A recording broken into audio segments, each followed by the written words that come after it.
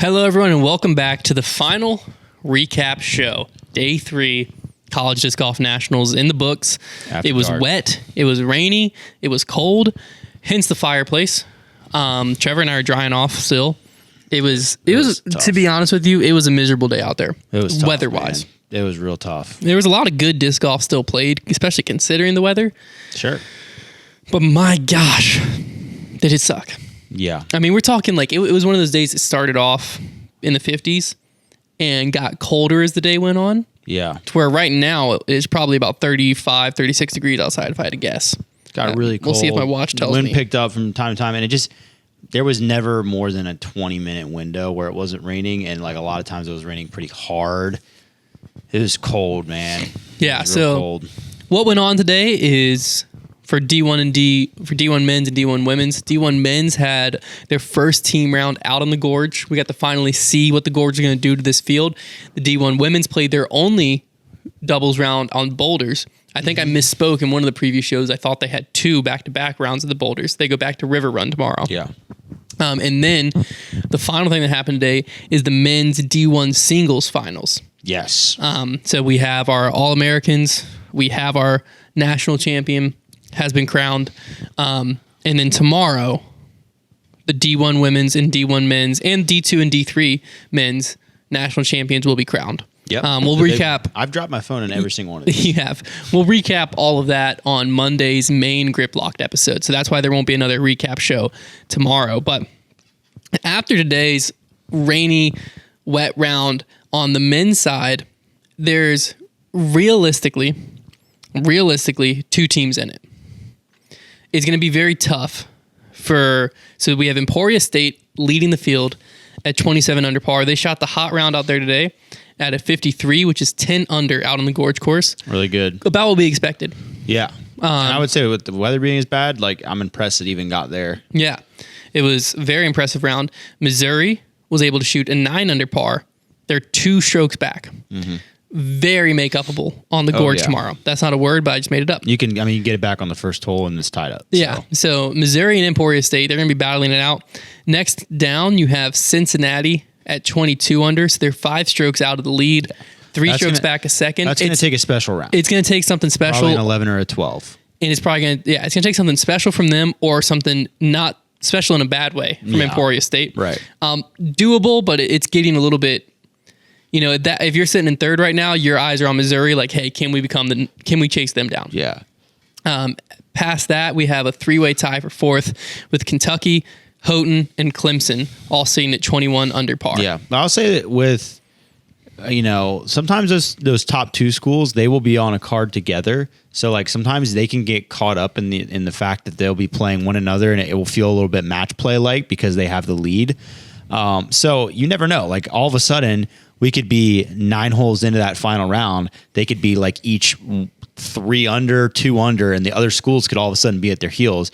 If they come out the gate slow, anything can happen. But if they play a good round out there, then it's going to be one of those 2 schools that takes it. Yeah. So they're both in the driving seat. Really, Emporia State's in the driver's seat with the hot round today. Although, they seem to control. Kind of but there is an interesting storyline that has developed. So if you're following along with the D1 men's singles, I need to make sure I get his name right, but I believe it was Cade. Yes. For Emporia State. Let's pull him up to make sure that it wasn't a fluke.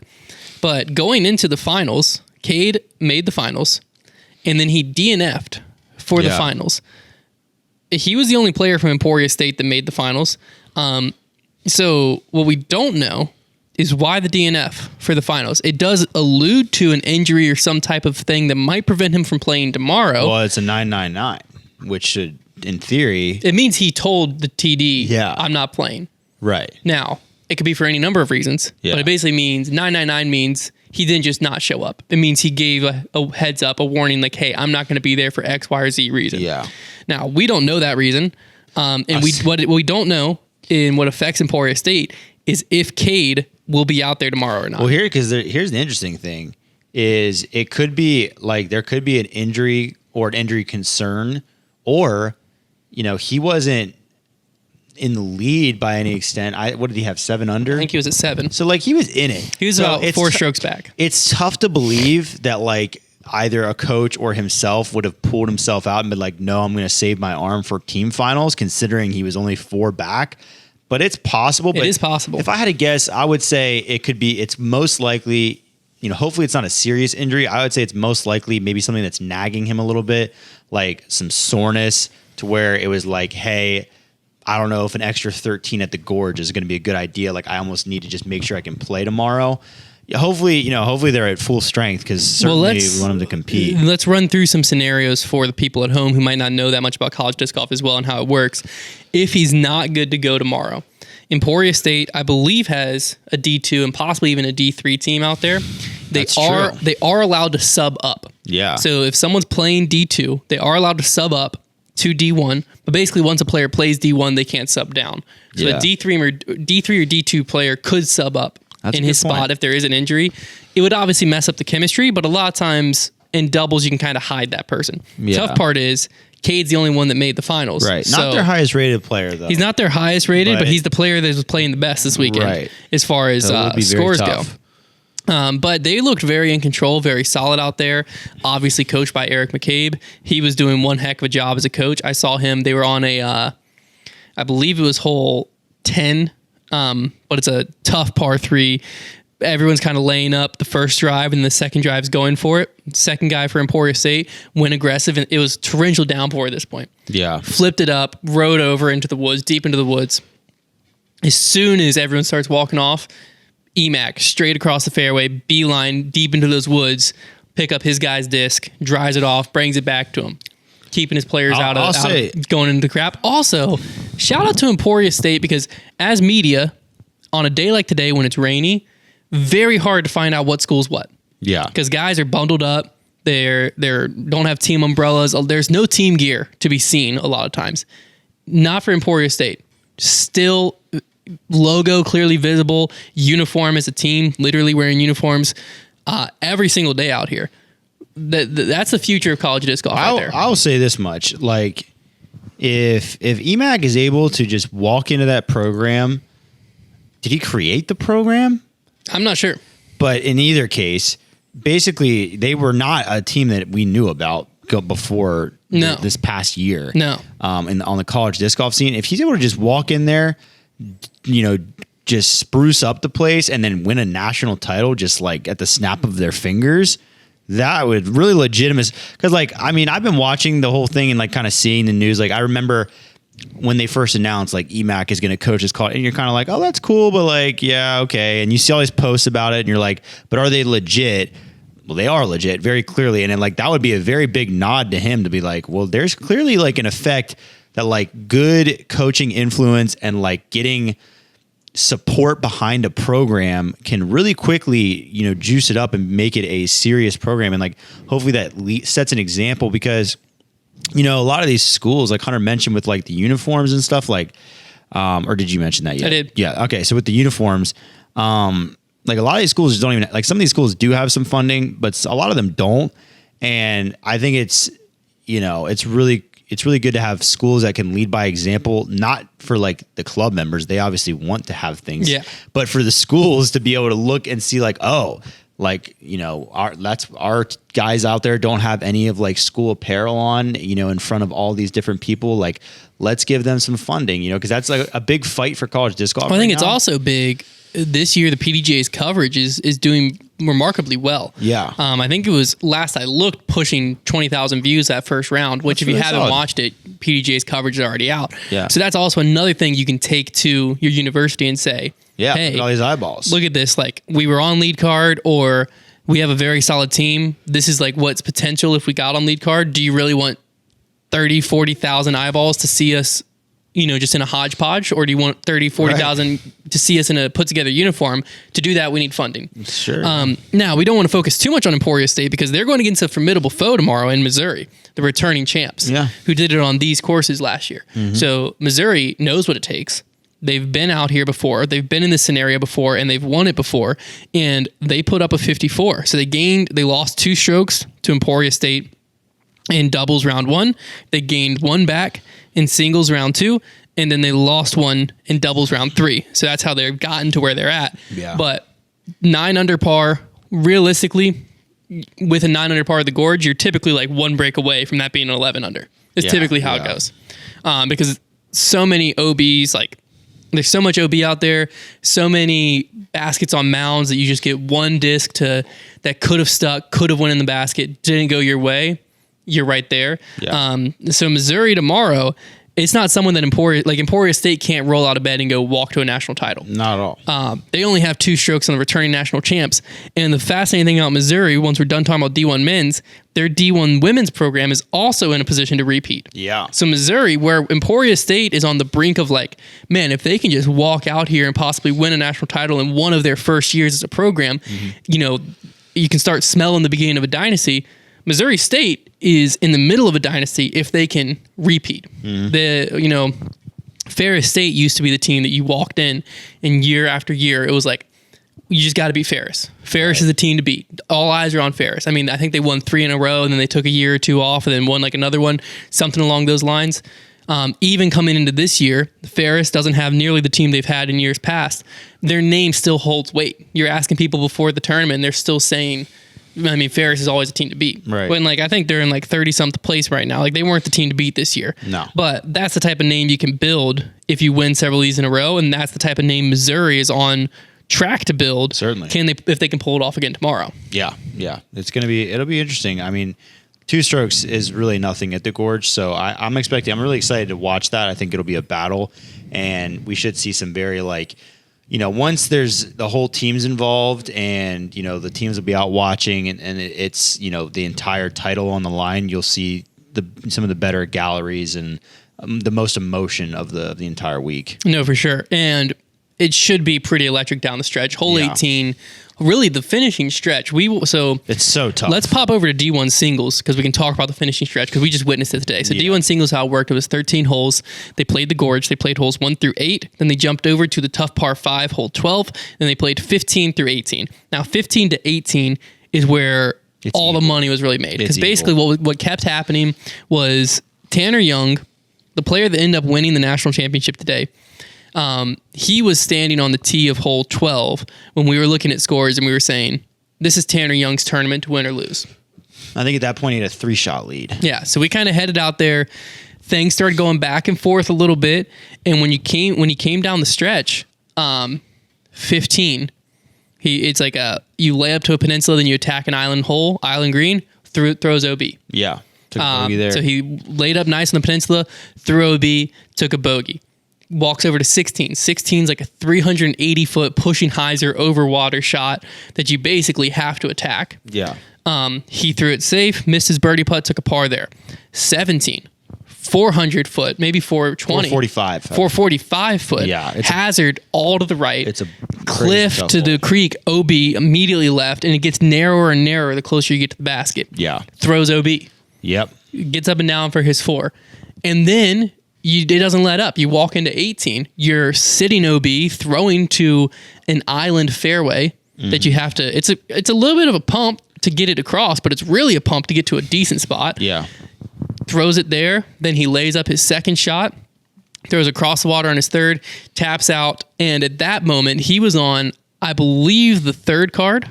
He was on the third card. Yeah, third card. So he was on third card. He taps out. It's written in the stars that he should be a national champion, but funny enough, the player that was at that time, there's 2 players that were really pushing him. Yeah. One of the 2 was his teammate, also from Cincinnati, Calvin Caldwell, and then the other one that was pushing him was Shane McCullen from Clemson.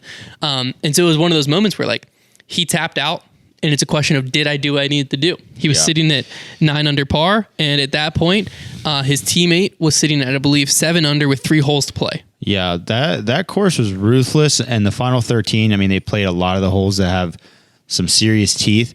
It was, I mean, from the very get-go, and you never really know, with the weather, I think it's had a lot to do with it, but you never really know what kind of golfer you're going to see when there was a lot of people in contention at the start of the finals, and the weather was weird, but the course was tough. You don't know if you're going to see just people go out and shred or what's going on, but what you saw from the very beginning, I mean, the first 3 cards we were really following, just really not playing great golf. They looked very nervous, very tentative, a lot of OB shots. I mean, just they would step up to the tee and throw the first 3 guys would chuck OB. Like it was a very much, people were falling off the cliff early.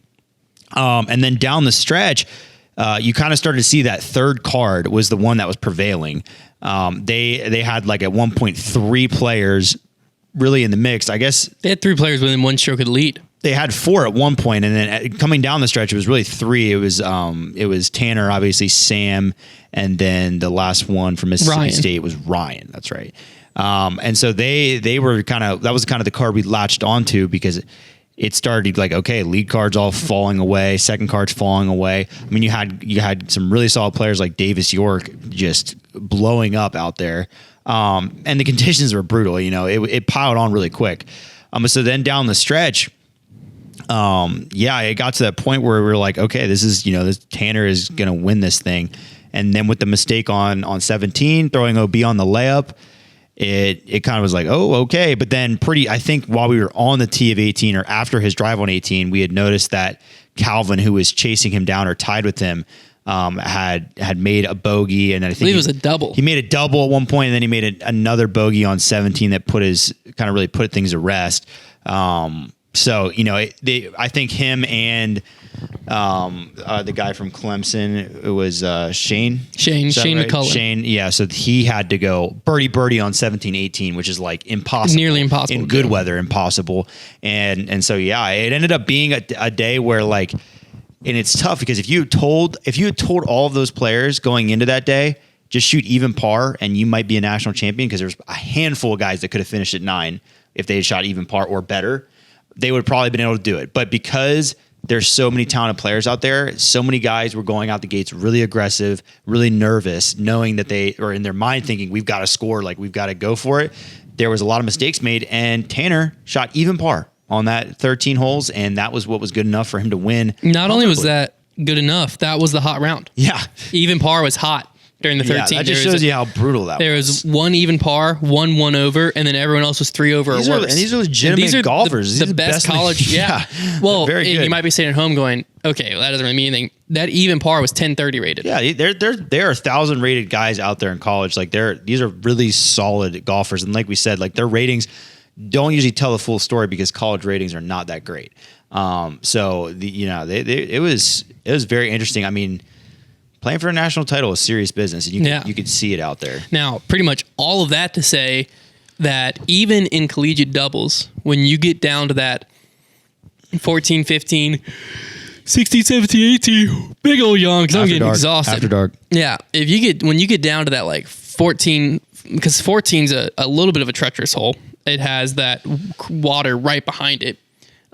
14 on, I mean, a 4-stroke lead isn't safe at that point in doubles. Yeah. Because even in doubles, what it allows you to do is 15, you can get aggressive and go for the eagle. 17, you're going to be pushing for the birdie. Yeah. 18, same thing. 16, same. Like there's scoring opportunities on all those holes, but there's so many decisions. There's opportunities that even in doubles, you could take a double, triple bogey easily. So many decisions on the course. It's going to be exciting coming down the stretch. The team that can just hold on will pull it off tomorrow, obviously. But the Gorge really sets up nicely for the doubles round. Yeah, it'll be very exciting. It's going to be very electric. And the weather's going to be worse than today, as far as it's going to be colder. It's going to be colder than today. It's going to be rainy like today. Yeah. It's going to be ugly out there. Yeah. That's for sure. I'll tell you what. Winter, like the hot round tomorrow at the Gorge, I would say, like, from one of those winning teams, you probably see like a 5 or 6 under. Like it really feels that kind of. It'll be interesting to see for sure. Now on the women's side, going into today, we had BYU and Missouri tied for the lead, ahead of, I believe. Holy cow! Getting crushed. Big ol' yawn. I'm getting wrecked. Over Oklahoma State and Liberty. Coming out of today, Missouri, BYU tied for the lead. Now it's over Milligan and Liberty, but they're both at this point out of it. Right. 7 strokes back to River Run. And they're going back to River Run. Yeah. Now, the interesting thing about River Run, round 1 was held at River Run. Teams round, same thing they're going to be facing tomorrow. BYU beat Missouri by only 1 stroke, though. Yeah. They both tied with a 61 out here on the Boulders course. Very long, brutal round. I think it took them close to 6 hours to play that round in that weather. Yeah. It was pretty treacherous. Tomorrow, they'll be teeing off at 140. Milligan will be on that lead card with Missouri and BYU, but it's the Missouri and BYU show. Oh yeah, it'll come down to just those two.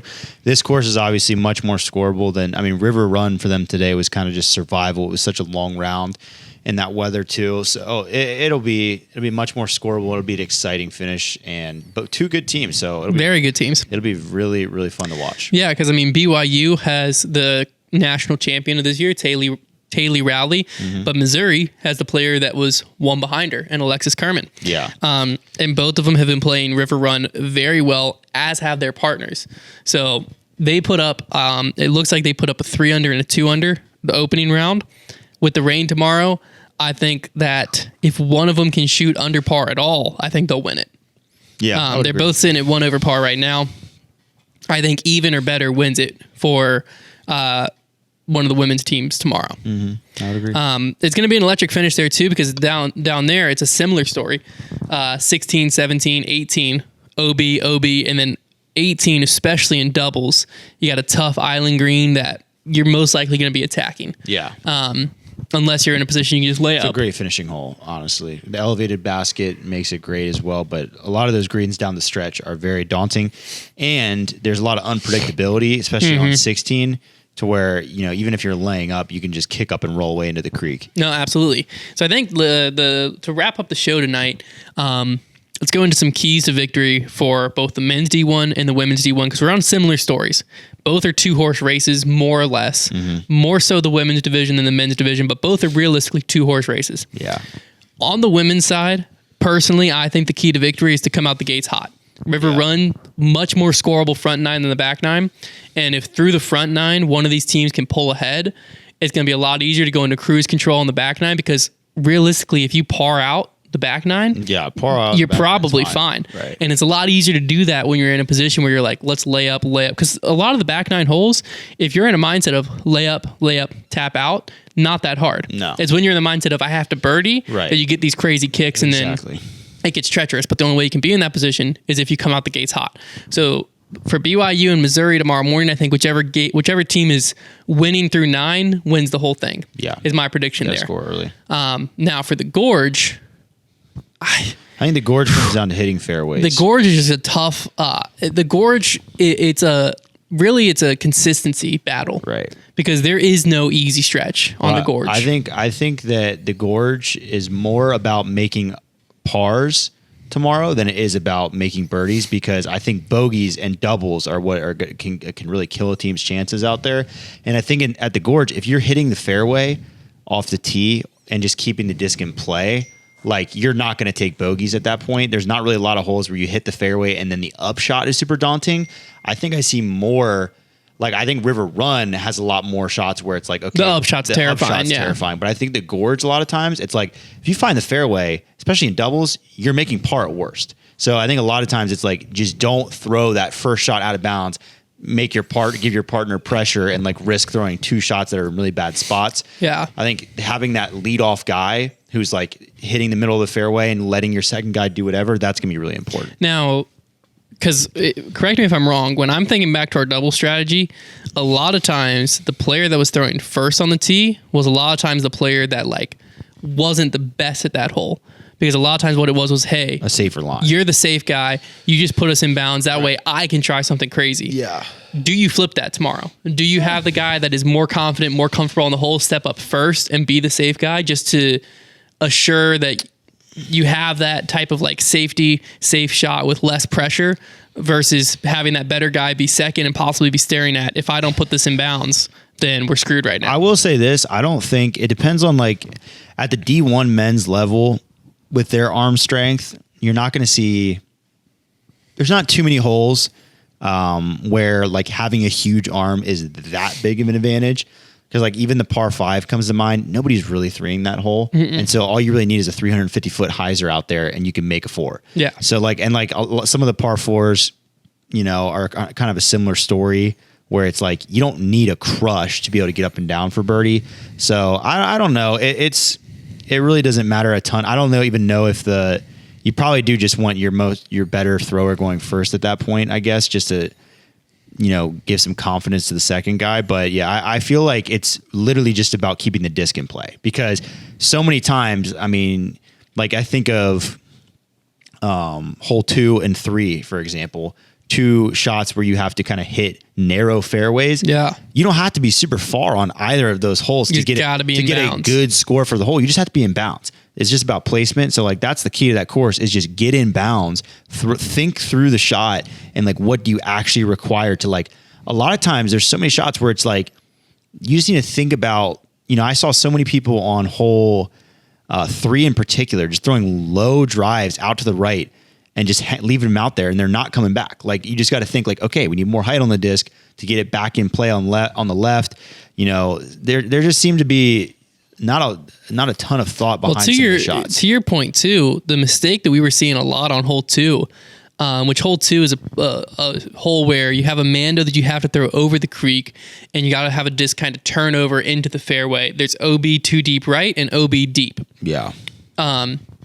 Very tough hole, very difficult hole. But the common mistake was people disking up to drivers and either overturning it or going deep. Yeah. And well, because thinking about that hole is as soon as you go to driver, I think the problem was people were picking up driver and then throwing layup shots. And I think as soon as you disc up to driver, especially disc driver, you're now throwing either at the pin or nothing. If you're going to like play out to the right safe, you're throwing a mid or a chip. That's what I was saying is I think in singles is a very different ball game, but in doubles, I was seeing a similar mindset. If I'm that first guy up, I'm throwing the chip forehand or I'm throwing the mid turnover where I can't really get too far right. I definitely can't get deep because I don't know if I said a par 4, it's a par 3, but it's very attackable, but you don't want the first guy attacking that pin and never getting in bounds. And you're like, okay, you got to do something because we got to re-tee right now. There is also a lot of shots at the Gorge where you're throwing over out of bounds the whole time. Like it might as well be stroking because distance. the fairways are so narrow that a lot of times you just have to go out around them if you're going to throw a hyzer, which like a lot of times that's the play. So that's another thing. It's just like you just got to keep the disc in play. Yeah, it's gonna be very interesting tomorrow. Lot to be decided. Lot still on the table. It's going to be an electric finish, pretty much guaranteed, and we'll tell you all about it on Monday. But you can also, before Monday, find the coverage on the PDGA's YouTube channel. Central Coast is providing that, and Sky Hyzer is providing the FPO. Sorry, Women's D1, different show. For the PDGA, so you can find all of that coverage and more, and then we'll tell you about what all went down both there and at Music City on Monday's episode of Grip Locked.